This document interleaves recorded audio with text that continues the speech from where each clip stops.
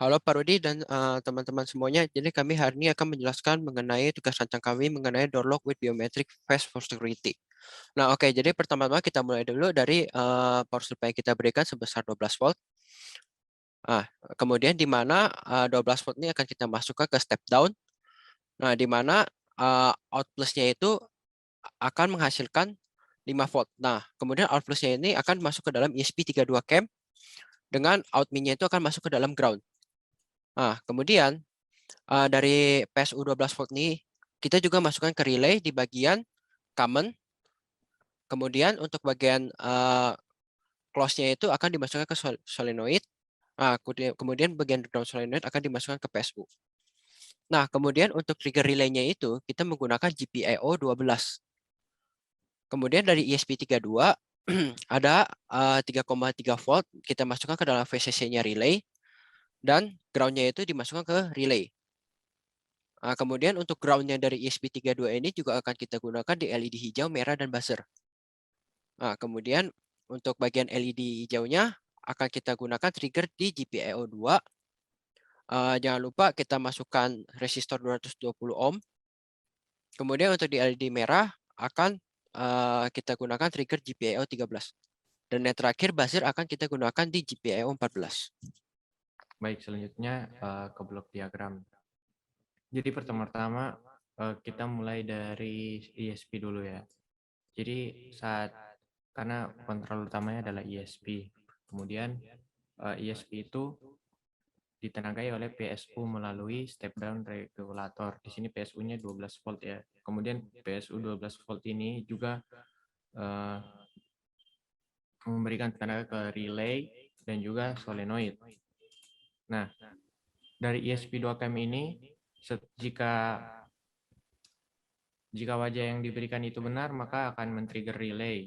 Dan jika trigger relaynya high itu, maka solenoid akan terbuka. Juga di sini ada output, yaitu LED dan buzzer yang dikontrol oleh ESP2 cam. Dan juga dicolok di GPIO ESP2 cam. Oke, kemudian kita masuk ke bagian flowchart. Nah, pertama-tama kita mulai atau bisa dibilang sudah dinyalakan alatnya.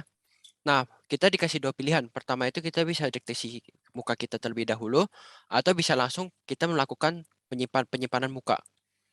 Nah, misalkan kita dari deteksi muka, misalkan kita tidak terdeteksi muka, maka kita harus balik ke step awal. Nah, bila kita terdeteksi muka, kita bisa langsung meminta akses atau bisa menyimpan muka terlebih dahulu. Nah, kemudian dari kedua ini, setelah sudah ada muka disimpan, kita bisa meminta akses. Nah, kemudian saat meminta akses, bila muka tidak dikenali, kita harus balik ke step awal. Nah, jika muka dikenali, maka solenoid akan terbuka, LED hijau sama buzzer itu akan menyala, dan LED merah yang tadinya nyala akan mati.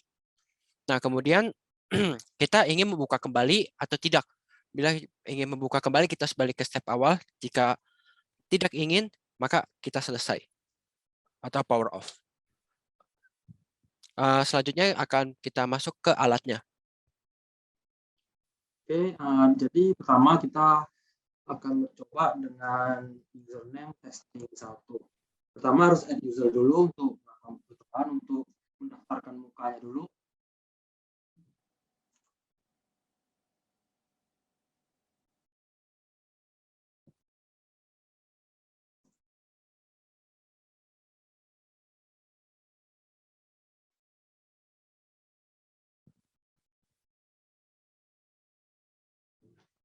Oke, setelah mukanya sudah terdeteksi, maka akan masuk ke sini capture face, dan selanjutnya dengan akses control.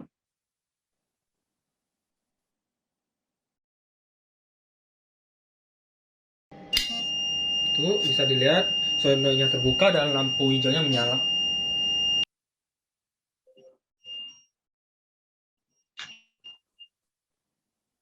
Oke, jadi selanjutnya itu akan masuk ke Firebase, bisa dilihat dibuka oleh ini testing 1 pada jam 4:41.57 20 Jun.